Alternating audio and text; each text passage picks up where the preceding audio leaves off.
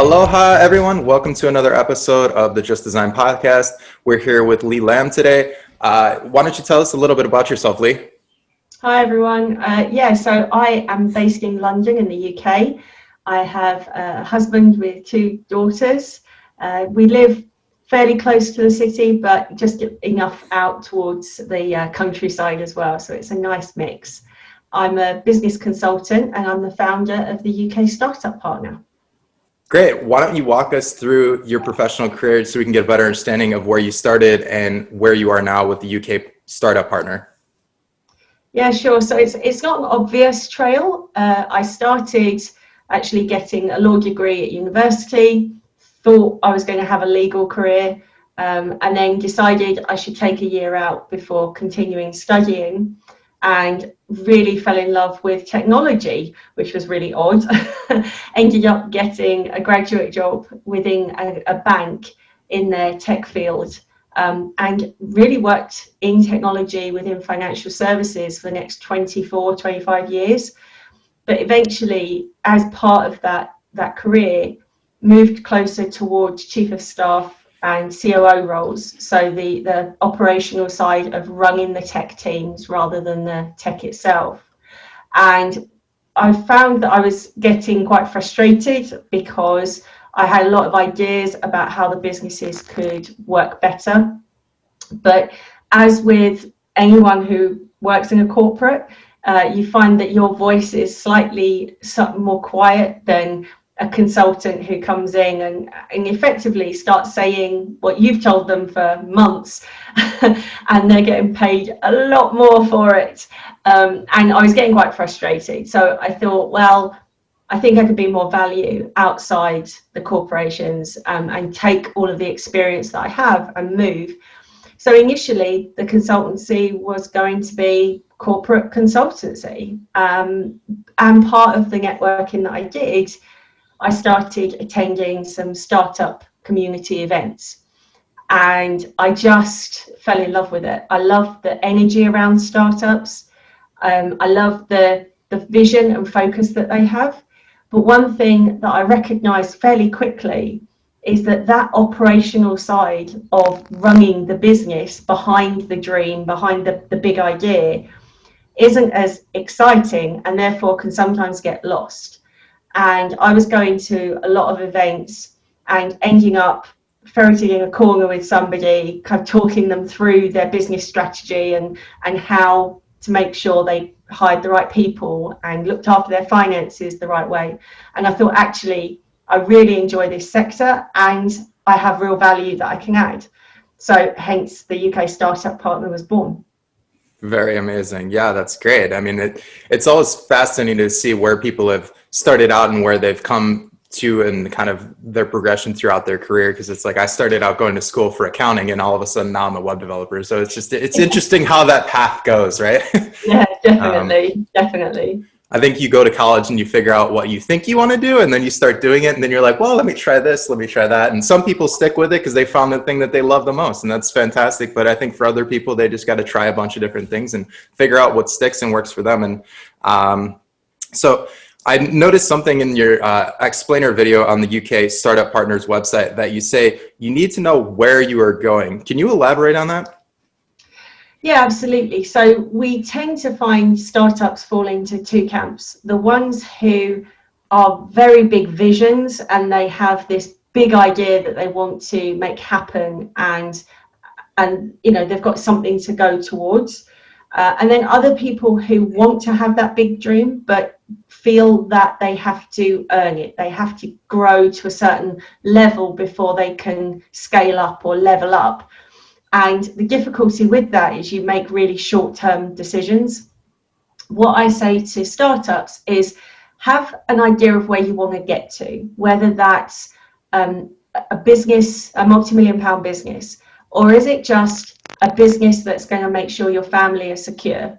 Know where it is you want to end up, because then you can strategize better. You can understand how to navigate your way through to make the business do what you want it to do. When I talk to a lot of startups, they just don't have that end idea of where they want to land.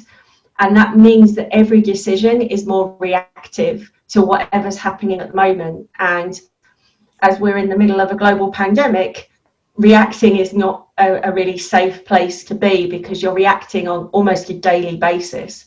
So what I tried to say is have a rough idea of where you want to get to, but then know that there are multiple routes to get there, and we'll navigate them together.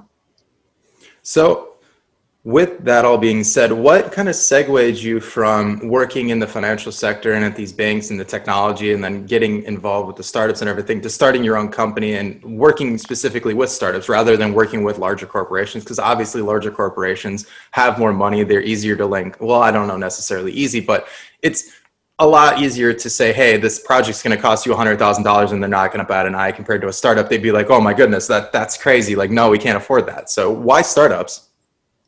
I think when I started the consultancy in 2016, it was at the end of a fairly long career in corporates. And I just came to the realization that I'm probably unemployable, in that large corporations are ongoing institutions. You know, that you don't make as much of a difference, you can't make as much of an impact, because everything just has to keep working. You're a little cog in a very big machine. And with that, I just was getting really frustrated that I had these bigger ideas and that there was nowhere really to explore those and take them forward, and no real appetite. So when I started doing consulting and looking at the corporate route, the work itself wasn't as inspiring as I'd have hoped it would have been. I wasn't able to make that impact. I was effectively told what I had heard when I was the end client, which is, this is what we want you to find out. So normally the consultants that work in corporations, there's a certain rhythm to it, there's a certain structure to the work. And when I started exploring that, I just thought, that's not me. I don't want to feel constrained. I want to be able to set a blank page and say, well, okay, this is how it is, but what if we didn't have to be there? What if we could do something that was different? And the appetite wasn't really there in the corporate world when you've got other consultants coming in and effectively delivering what was asked.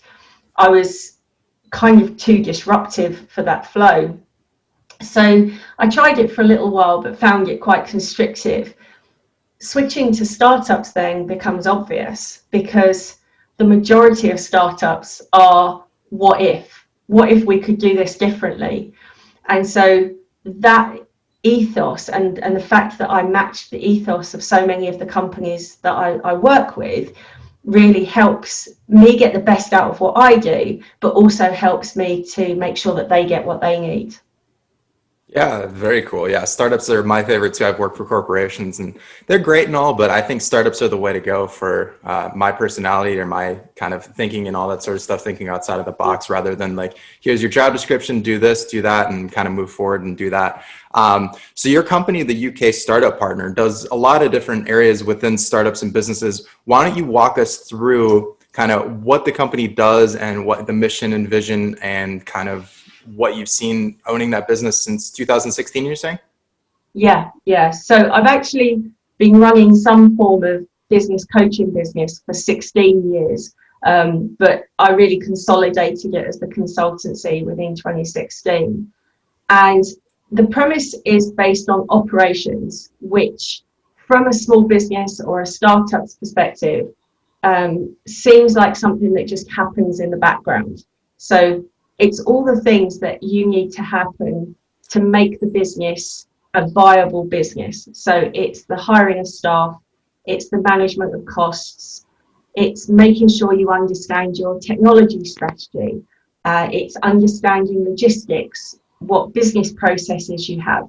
So I would say it's none of the really sexy stuff, but I have to say it's a piece that gets missed constantly when I'm talking to startups, because there's this myth that there's this rite of passage that you have to fail at some things, you have to screw up, you have to have this difficult time and figure it out for yourself. And I just think that's nuts, right? If somebody knows how to do those things, why wouldn't you do those things and get there quicker?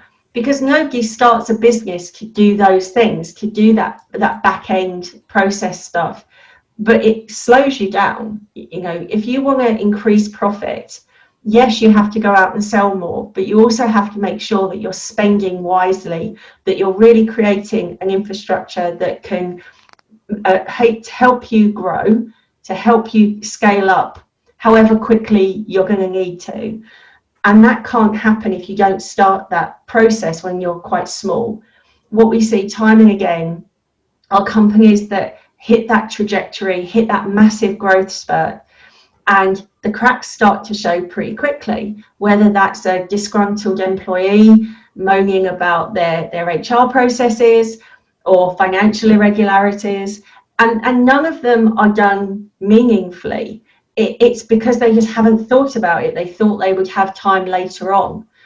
And as anyone who has built a business that has started to scale will know, as you scale, the speed at which you scale goes up exponentially, and you just don't have time to fix all those things that you knew weren't quite right.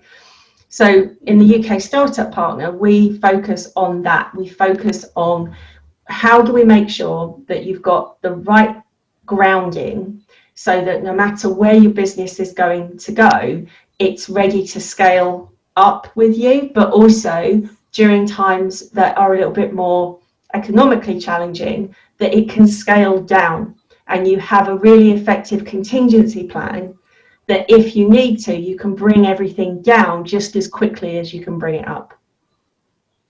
Yeah, all very important things when you're running a business. There's all these different hats that you need to wear. And I think the biggest thing that people that are going in and starting a business, or they're running a small business or a medium-sized business, that they really need to kind of take their hat off and think for a second, you know, maybe this isn't my strong suit. Maybe I should bring somebody in to help me with these things and kind of stop trying to do it myself after a certain point. It's like, if you're starting early on, you don't have money, you're trying to bootstrap, fine. But it's like at a certain point, you need to know within your plan that you're going to bring somebody in to take care of those things, because that's not what you want to be doing with your time. And it's something that you're not passionate about, and you need to be doing what you're passionate about. So I think that's the segue into the next question of, when you work with these startups, do you see that startups that have plans are more successful, or do you see that companies that don't have plans are more successful? A plan will always make you understand whether you're successful. And I know that kind of takes the question a little bit in a different direction. But yes, there are companies who, through sheer luck and certain opportunities that come up, will manage to be very successful. And when you go to a lot of startup events that have the founders of organizations that you might look up to as a startup, on the whole, the story seems to be, I didn't really know what I was doing. I kind of had an idea. It was really stressful. It was really scary, but we made it work. So it can happen. However, it's really, really difficult to know if you're making progress if you don't understand what you're trying to achieve. And you can get on this hamster wheel of being really busy. You're constantly striving for more, but you never understand what more looks like and what success looks like. And there are going to be good days and there are going to be bad days. And on the bad days, having a plan that helps you get motivated again, and you think, no, I know I'm on the right track, will get you over those hurdles. Whereas if you haven't got that plan available, those bad days can turn pretty rough pretty quickly.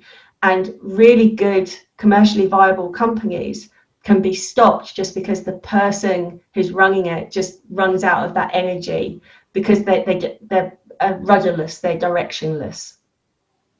Yeah, all very good points. I also know that on your website in that explainer video too, you say that when you have those bad days, you go into a meeting and the deal doesn't close the way that you wanted to, or you hit a wall or something, that your company is there and your team is there for these companies that work with you, that if they need to have that call, that they can have that call with you whenever they need it, and they can break it up however they want, and that you're there as a resource when things are going great, when things are going bad, when things are going mediocre. Can you kind of explain that process more? Because I think that's huge when you have a startup, because most of the time when you hit a wall, you're like, oh my goodness, what do I do? And having somebody there to talk to is really important, that knows what they're talking about, to get you out of the rut or kind of push you ahead and say, it's fine to have that failure, or to have that moment of failure, to push forward, to have that final moment of success, right? Yeah, absolutely. I mean, one of the key tags for the business is to give every small business and startup an equal opportunity to thrive, because I see that the playing field is not as equal and even as we think it is. So the idea of having everybody being given the maximum support that they can, regardless of where they're starting from, is huge. There's some companies, because of the founder already having pre-existing contacts or just access to resources, can go a lot further than someone who doesn't know really anyone in that industry or sector, but they're hugely passionate and they've got an amazing idea. So the idea, the concept behind the partner is just that. It's the person who kind of runs with you. In order to achieve that, they have to be there, not just once a month or once a week, but kind of when you need them. I have conversations with people as they're going into client meetings, and their mind's gone blank over how they're going to pitch, how they're going to think about it. And having something at that moment that can just reset them and go, oh, right, yeah, I remember everything that we've discussed, and just setting them right can make huge differences. Equally, you can have a day where it just feels like you can't remember the point. You can't remember why you started. Now, if I waited a week or a month to talk to that person, their business would be in a really different place. Whereas the subscription service says you can phone, WhatsApp, email. It's near real time. We try to get back to everyone within 24 hours, but you get a much quicker response, and people who know your business because we've worked with you, and we're able to be the voice of objectivity to say, look, you're commercially sound, your plan is good, you're having a wobble, reset, recalibrate, let's have a discussion about how we can get you back up and running.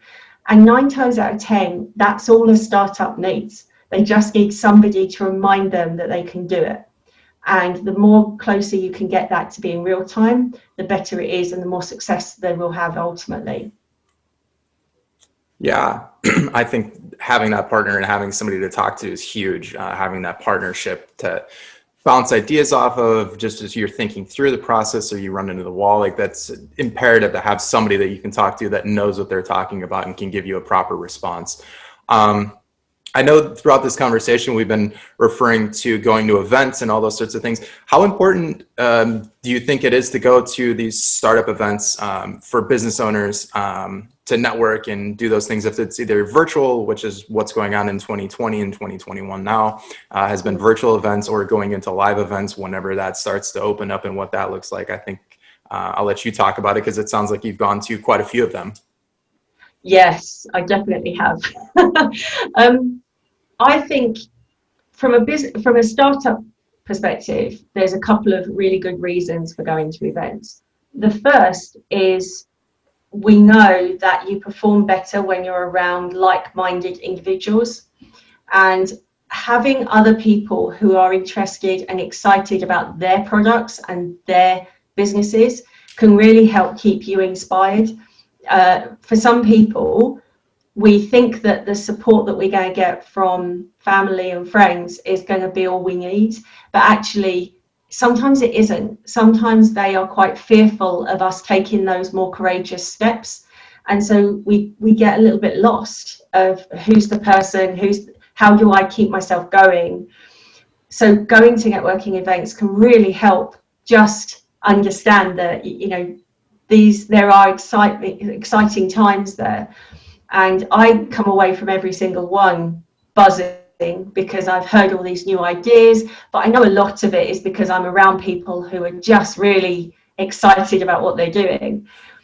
The second thing to look out for, though, is being strategic about them. You know, don't just turn up without a clue, without a plan, without a structure. You know, I go to some events because I know certain people are going to be there that I want to meet. Others, it might be down to the speakers that I want to speak to, or listen to and absorb. Sometimes I just want to relax and chill out with people who kind of understand the entrepreneurial mindset. The difficulty is always just going into events without really knowing why you're going. If you have some idea of the plan, you know, this one is for business, this one is as support, as for me as a business owner, it just means you get more out of them, and they feel more like they're adding to the quality of what you're doing. I hear from a lot of startups who attend a lot of meetings, but they're exhausted at the end. And so I say to them, if you're exhausted by the end, you went in without really understanding what you wanted to get from the room. And so you've had to use up all your energy on nothing. It's not achieving anything, hence the reason you're tired. So they are brilliant, but know why you're there. Yeah, very good point. Knowing that you got to go into those situations and have an end goal in mind. So you've also been featured in a lot of publications, and you volunteer at Virgin Startups and all those sorts of things. Tell us a little bit about that, and then kind of tell us a little bit further what you think makes you an expert in your field and why people should gravitate towards you being the expert in your field. Yeah, so I do a lot of mentoring. I realized quite quickly when I came into the startup community that I am incredibly passionate about helping startups. And I realized that there's a good possibility that I could help a lot of companies and just do it for nothing. And I always think that's great, right? It's great to have that passion, but I'm commercially focused as well. So I'm like, I've got to be able to manage this. And some companies are so early startup that they don't yet have a clear enough vision or clear enough resources to know how to use the service that I provide, but I still want to help them. You know, they still need that guidance. So I do a number of mentoring projects. Virgin Startup is one of them. Another one is over here in the UK, the Birmingham Enterprise Community. And the idea behind it is really to try to educate people in how to be a business owner. So there's other experts out there that can tell you how to sell products or market them, or you know, the sort of front end. But what I personally focus on is, how do I make you feel like you're a business owner? Not just a guy with an idea that could make money, just actually thinking things through and owning your business model, really working with it. And I would say the majority of the feedback I get from clients that I work with is around the practicality of what I do. There's a lot of people who can inspire and motivate and talking theoretics about how to keep going and how to strategize about a business. But most of my business comes from people who say, okay, but what do I do with all that information? What's my to-do list? How do I make that happen in real life? And that's where my background comes in, because as a COO, I used to get very vague signs of roughly what I had to make happen. And it was my job to translate that into, okay, you do this, and you do this. And for a lot of the startups that we work with, that's the focus. There's so much information out there for startups, but there's almost too much now, and they just get lost and they don't know which ones to believe. Quite a few items will be contradictory and conflict one another. So they just want that sharp line through everything to say, what do you want to do with your business? And these are the steps you need to take to get there. And that's what we do. Yeah, I mean, my wife does the operational stuff of our business, and I know that when we first started out doing all this, it was kind of a uphill battle that I was just like, I don't understand this. Like, why is this necessary? And she had to like break it down multiple times. And I'm just like, I still don't get why this is necessary. And then she's like, well, what happens if this scenario and this? And I'm like, I really just don't understand it. I'm like, you can build it out. And I just don't get why I need to do those things. And it's like, after you've been told, I think beat on the head a couple of times, you're like, okay, this actually does. And like now being together for so long and working together for so long that I really understand the importance of operations now, that it allows your business to be built from the small point of like, yeah, you're managing yourself and going into these programs and doing these things that'll allow you to task management and all these other sorts of things. But it's not the fact that you're managing one person. It's like the next time when you hire somebody or you hire 10 people, you're able to just hit a button and duplicate that process and say, here's what you need to do. It's already built out. Like we already did this when we were small. It just makes things a lot more seamless, and you have a process in place that's duplicable. And when you go to try and sell your business, you say, look, this is all laid out. You don't need me. It's all laid out in the computer. These people can run all these processes and everything. And I think that's the big part of operations. Am I missing anything there? Anything you want to add to that? No, absolutely. And what the key is there is preparing for that growth, preparing for it not just being you.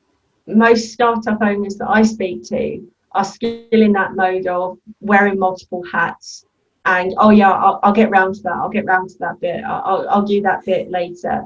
And you know, I've had some crazy scenarios where someone was being contacted by quite a major company to arrange quite a substantial contract, and they didn't have time to reply to the emails because they were packing boxes.